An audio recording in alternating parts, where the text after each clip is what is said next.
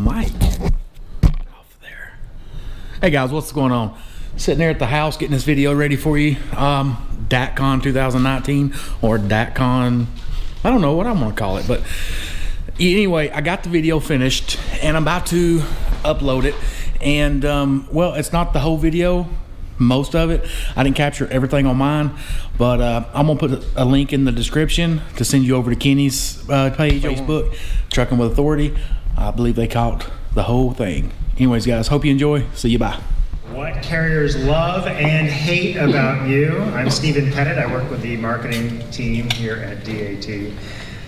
We talk a lot about developing and maintaining good relationships with carriers and trying to understand what it takes to make sure that you can get the right trucks in the right place at the right time for the right price.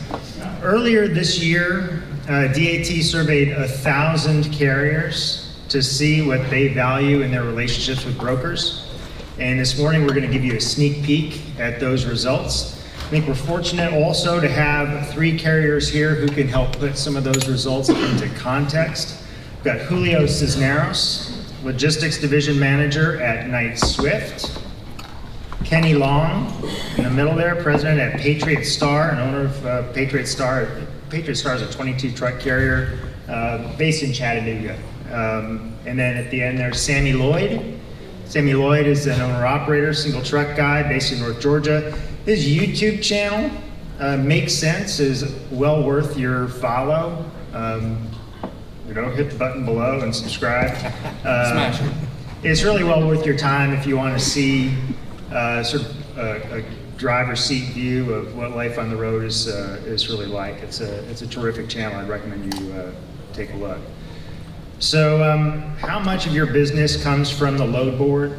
And of the brokers that you work with, what's the one thing that you need them to do well in order for you to succeed? Be transparent with the load.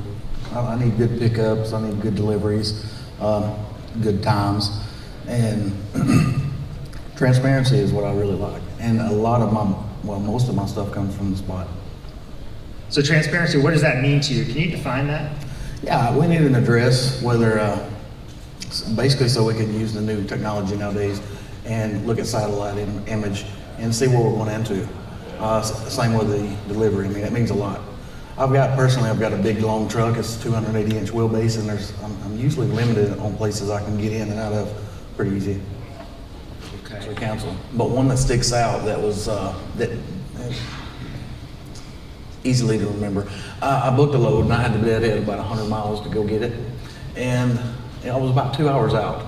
And as I stopped to fill up the tanks and get ready to go pick this load up, I got a phone call while I was outside the truck. And I got back in the truck, and then I got back on the road, and I looked down and I realized I had a email. I didn't have a voicemail or anything, but what it was, the broker had called to cancel the load, and they called once 2 hours before the pickup, and then emailed me to cancel the load. So I called them up and I said, hey, what's the deal with this? And they told me the load's canceled, they don't have enough product or whatever. And I was like, okay, what can we do about Tawny? And they said, well, we can't do nothing about Tawny. We've tried to get a hold of you multiple times a day. And I'm like, you called me once, left no voicemail, and then you canceled the load via email. That's very unprofessional.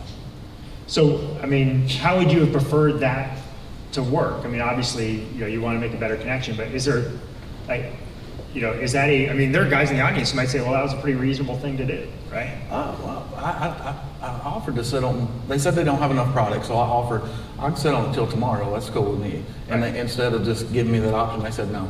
And then they just put it back on the board for somebody else to pick up. But by then, I just grabbed another load and took off. So I'm curious, what's the best way to get a hold of you? Do you want a text? Do you want a phone call? Phone call. Yeah. But the thing is, as a carrier, I get solicited all day, every day. So voicemails is very important. Here, but number 1, rate per mile. This is what they said on the survey. Rate per mile, probably not too surprising, maybe. Broker's reputation, number 2. Hours of service, so presumably their ability to have time to make a run.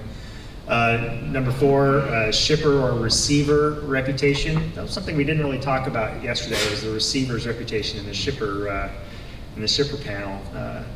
That's a topic maybe that, again, we can talk about a little bit later. But And what's interesting, and we can run through the rest of the, I think we've got 7 different items here, whether other pickups are already scheduled, the commodity type, length of haul. Now these are for single truck guys. When we talk to the 6 to 10 truck guys, rate per mile fell to number 7 on the list. More concerned about the commodity, followed by the shipper reputation and length of haul. So I'm curious, so we've got, a single truck guy, a mid truck guy, obviously a big carrier here, and I'm wondering what are the most important factors for each of you when you're looking for a load. Julio? Yeah, the biggest thing for us is just going to be what our network need is, because obviously we're going to have a very large portfolio of customers, and we have business going all over the place. When we need to reach out to 3PLs, or even in the few times that we need to reach out to brokers, is to fill a need in our network that our customers can't already fill. So, if we're going to a remote area, or if we're going to, let's say a really hot place that we can't get anywhere Right. coming out, that's the number one thing for us, is our network need at that moment. Kenny, what's your priority? Well, I fall in that, just over 10 truck market, and I would agree with that. Rate per mile does fall to the bottom of my list, to the point that when I bring my drivers in for orientation, of course DAT has the rate column and you can list rates, I tell them to avoid that, try to enlarge it so you can't see that column whatsoever, because I think that sways their decision making. All of those other things are more important, where it's going, the commodity, all the other negotiable details. Obviously rate's important, it has to make sense for the money, but that needs to, in my opinion, should be the very last thing you talk about. And again, it's why I don't even like to see the rate posted next to the load. I think all of the other, I'd rather see the comments about all the details about what the load entails than the rate.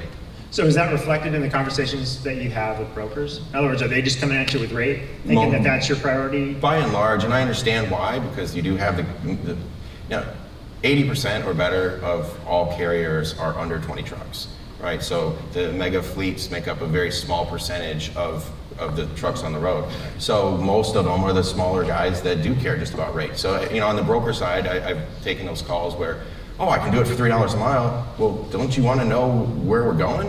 Don't you want to know what it is? Yeah, so definitely there is that stigma, and I think that goes back to the trust issues and all that, because they just want to know that they're going to get the rate, and they don't trust you on the details anyway. So if you can work on that relationship, work with carriers, establish the rapport so they do care and they do want to communicate with you on all the other stuff. I think on the broker side, for me, for sure, we reduce claims, we reduce issues with having to haggle over all the little details, because they just trust you on what you're doing. So all that stuff's more important than rate, and rate's got to be last. Sammy, where does the rate fall for you, and what are your priorities? Well, I'm looking at the list and I'm still thinking, rate per mile is huge, but I'm with these guys. It's at the bottom of the list. My thing is, what's most important to me is kind of like playing pool. When you play pool, you're setting up your next shot. So to me, my biggest number one is, where am I going? What market am I going to? Is this a good market? And from that market, let's look at another market, sometimes even 2 or 3 markets in advance. So rate per mile is good, but in my biggest revenue weeks, I've got quite a few rates that's quite low. But on the weekly whole, it turns into big, because I keep that truck rolling, hot market to hot market to hot market. So number one is hot market for me, and all the other details, it's huge as well. It's all got to flow together and meet in scheduling. So do you then take full responsibility for that, next, your next move, or would you like input from a broker to say, or a suggestion from a broker to say, hey, you know what, here's some place to consider. How does that work? If I can have that relationship with the broker, absolutely. I love the relationship with the broker. I back Kenny up on everything you talked about earlier about the point and click, but the transparency there is killing it. But let's go back to the small broker, or even the big broker. I'd rather have that, because you got that relationship. In that relationship, that broker knows what you like to do. They call me up and say, Sammy, I know you want to go to the Midwest. Midwest this week is hot. Let's go there, and I'm looking at another load from here to here to here. That's awesome. I do prefer that, but one problem I've ran into, I think I've had 4 different good relationships with brokers now. Broker 1, they lost a contract to a bigger mega carrier or broker come in. They undercut the load about 50%. well, about 60% my profit. Right. So that fell apart. Broker B got that relationship up and going, they quit. Broker C, same thing. You know, it's just across the board. Right. When there's a problem, I'm curious. So you talked about an issue that you had, actually both you guys. I mean, are you done with that relationship? Like, at what point does a breakup happen? You're packing your bags and out the door. There's No, I have hauled a lot fewer loads with that particular broker. But at the end of the day, I knew it wasn't the broker per se, it was that particular agent. So that particular agent, I see that name come across, no, I ain't messing with them. But the broker as a whole, yeah. I still work with them. I'm curious. Moments ago, but please, overlook me. This is my first time speaking, so, no pressure. When looking at my books compared from 18 to 19, me personally, I did do more miles this January, and even till now, I've worked more than, ask my wife, I've worked more this year than I've done since I went back OTR. Actually made more miles and made it, like January, for example, more miles, $1,000 less in revenue. And I think if I was to go through my books as a whole, I think I've still made, again, more miles, less revenue, as a whole. So it's more work, less pay. And are you able to quantify your time, like your waiting time? Are you able to say, as you're sitting there waiting to be loaded or unloaded, like, holy crap, well, I get this on my me. YouTube channel a lot. A lot of people talk about wait times, and I guess I'm blessed. I'm usually in and out in 30 minutes wherever I go. I do have that little hiccup here and there, but it's nothing to be, it don't stand out to me. I'm usually, like I said, I'm blessed. I'm in and I'm out on both pickup and delivery. Julio, what's your picture look like? I'd say honestly, it kind of comes back to everything that we've been talking about in terms of communication, what we want to see on loads when we're trying to take them. But I think a lot of it kind of boils down to efficiency. Those waiting times are important. How long we're going to be stuck on the load is very important to us because again, we want to add as many miles as possible. And obviously, what we look for, as a mega carrier, it's a little different than what owner ops are going to be looking for. A small truck company is going to be looking for. For us, again, it's going to be just the majority of it is all efficiency. But I'm guessing you're looking for insight into what's going to take time. How is that load prepared? Is it, what's available, what resources are available to me to get my load processed quickly or in and out of the Right, that and also, just understanding what our accessorial agreements are up front, because that's a kind of a big piece that But a lot the of people brokers like can to overlook. communicate that, Yeah, right? Yeah. exactly. And stick to it. So if they say they'll pay X amount for detention, and then when they go into a detention situation, but we have to get it approved from our customer first. Well, that's not what you told me, and my agreement is with you, the broker. If you needed me to check your customer's credit, and you needed me to vet your customer first, then why do I have you, right? My agreement is with you, the broker, and you have to make sure you're transparent with all that. Right. Just another question on the floor, right behind. Thanks. I know, Ken, you specifically talked on this a little bit. I'm curious from the panel, have any of you moved a shipment for a digital freight brokerage? Yes. So it's interesting that you say that, because you said, I don't want to do it. All I want is the relationship. That's most important to me. But you have hauled one. So can you maybe talk to me a little bit about what was that experience like for you, and why did you end up hauling for them? Sure. Well, I have put it out to all of my drivers. We have our own little internal Facebook group just to communicate that. And I put it out to all of my drivers that I would prefer that to be a last resort. I mentioned I don't blacklist anybody. We'll work with anybody if all the details can work out. So we'll give everybody a chance. But I did mention that one of the times that we worked with one of those digital brokers, we had major communication issues to the point that, and I didn't even finish the story, 6 hours before we got a hold of anybody. And then they said, oh, we insist you'll get detention. When you're 12 hours early, the shipper won't let you sit there on their property, so you had to go 2 miles down the road.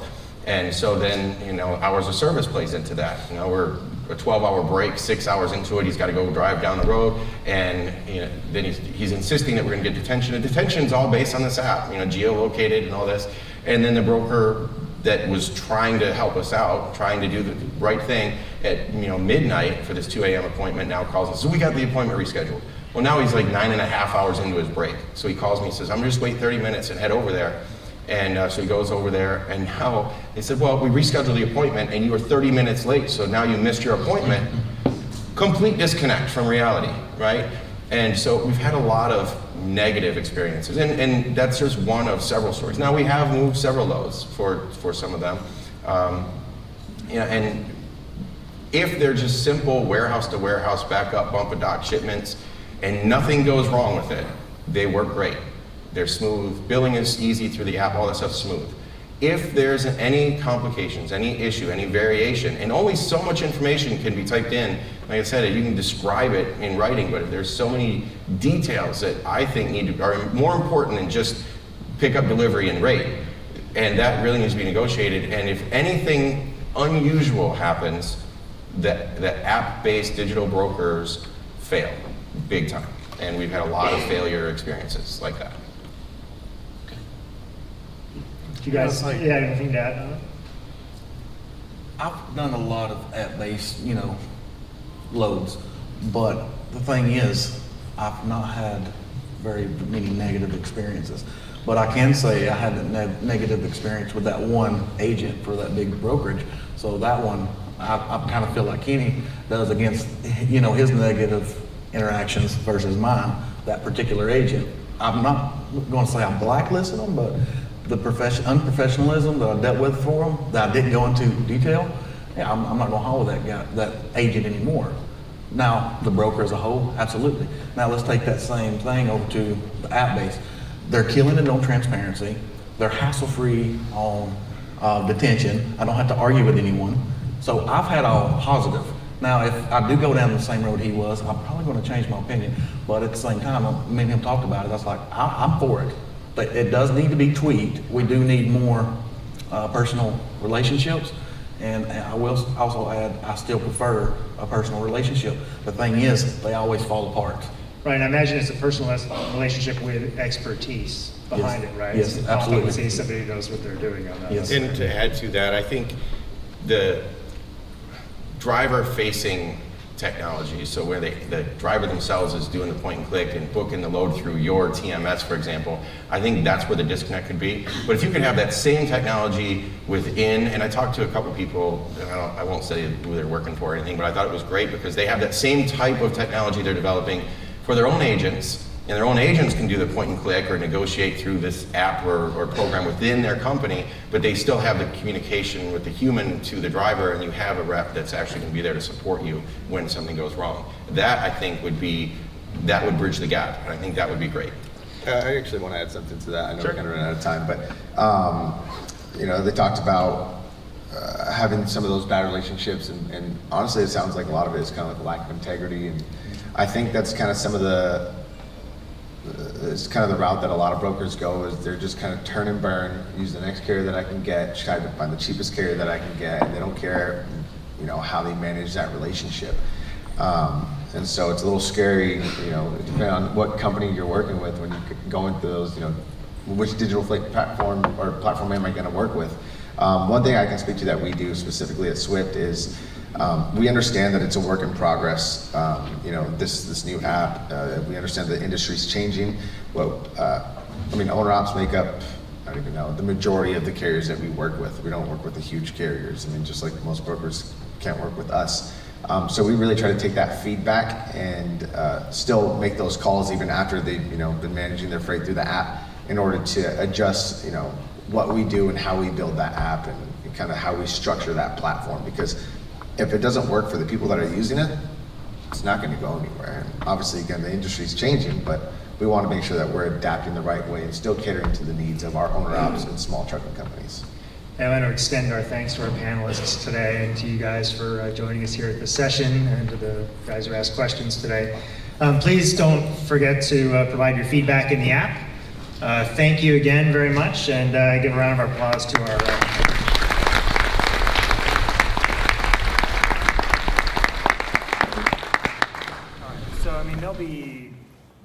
we'll hear a bunch of different things. I'll just make sure I go Texas, California, and Ohio, right? So, and that's how we want to go, 1, 2, 3, right? Yes, we did it in order with the top 3 from the survey. So they're all like that. They're all in order. Everything's in order. Okay. Of the hierarchy of how people. Okay, so this is for all equipment types together. So number 1, you said Texas. So Dallas was the number 1. I'm surprised Dallas was the number 1 market. I thought it might be